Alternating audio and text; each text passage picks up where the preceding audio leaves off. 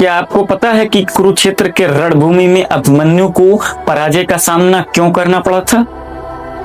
वो इसलिए नहीं कि अभिमन्यु के पास किसी भी प्रकार के युद्ध कौशल की कमी थी।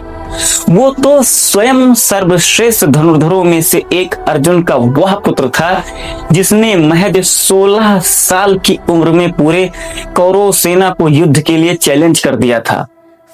अभिमन्यु तो वो शख्स था जिसका बचपन स्वयं भगवान श्री कृष्ण की गोद में खेलकर बड़ा हुआ था, लेकिन फिर भी सामर्थ्यवान होने के बाद भी अभिमन्यु को कुरुक्षेत्र के रणभूमि में पराजय का सामना करना ही पड़ा था। इसलिए नहीं कि उसके पास किसी भी प्रकार के सामर्थ्य की कमी थी, बल्कि इसलिए कि अभिमन्यु कौरवों के द्वारा रचित उस चक्रव्यूह में प्रवेश करने की कला तो जानता था, लेकिन उस चक्रव्यूह से को भेद कर निकलने की कला नहीं जानता था।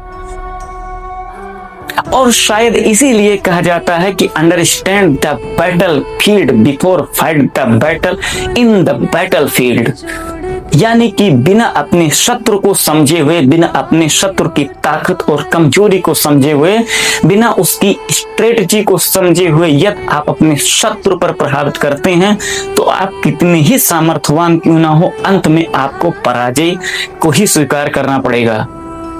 यही प्रकृति है और यही युद्ध नीति है।